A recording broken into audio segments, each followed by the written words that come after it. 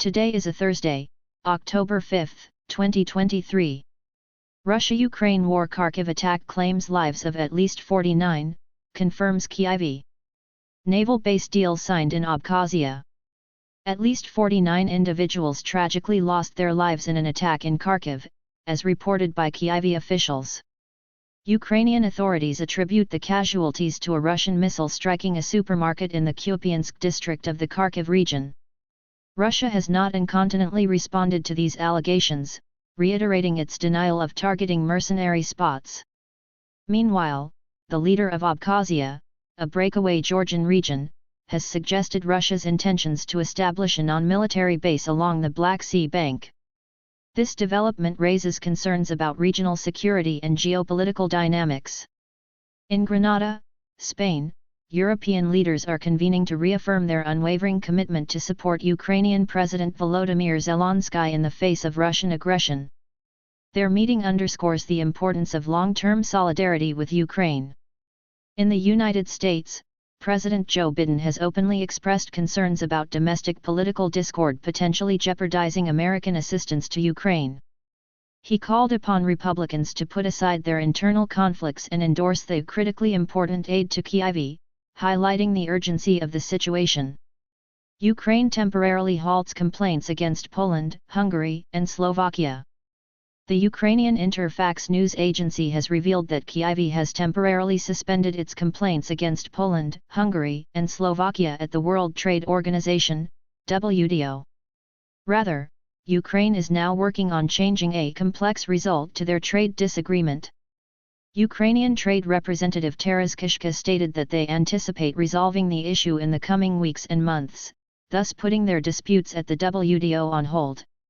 This conflict arose after the three countries decided to maintain a ban on Ukrainian grain following the expiration of an official EU ban, arguing that the influx of Ukrainian grain adversely affected their local farmers.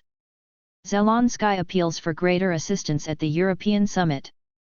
President Volodymyr Zelensky expressed confidence that the United States will continue its support for Ukraine while appealing to Europe for additional aid in the ongoing conflict with Russia.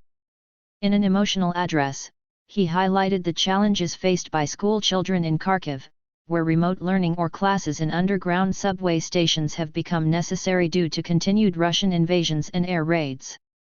Zelensky emphasized the need for a fully effective air defense system before children can safely return to school. His plea was delivered to more than 40 European leaders gathered in Grenada, Spain.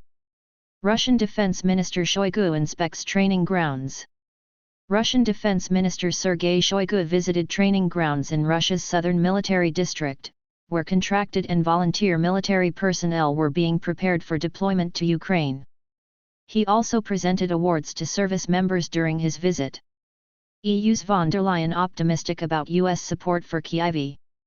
European Commission President Ursula von der Leyen, attending the European Political Community Summit in Grenada, Spain, expressed high confidence in continued US support for Ukraine, despite internal divisions among Republicans causing uncertainty regarding further aid. Public support in the US for sending more arms to Ukraine has also seen a decline. European leaders are actively working to garner support for Ukraine, especially in light of President Joe Biden's concerns about ongoing assistance due to strong opposition from hardline Republican members controlling the US House of Representatives. Is this the conclusion of substantial backing for the conflict in Ukraine? Prestigious economist Jeffrey Sachs asserts that the United States should endorse political accommodations and concessions to bring an end to the Ukrainian war. Was it a momentous misstep on the part of Western leaders to expand NATO eastward, despite their mindfulness that it could ultimately lead to a conflict with Russia?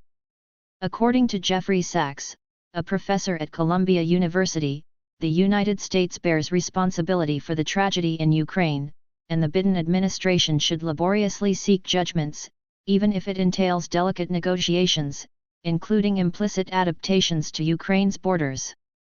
Sachs conveys to host Steve Clemens that public sentiment in both Europe and the United States is decreasingly turning against the war, potentially leading to a drop in substantial fiscal support in the near future. Thanks for watching and subscribing to the channel.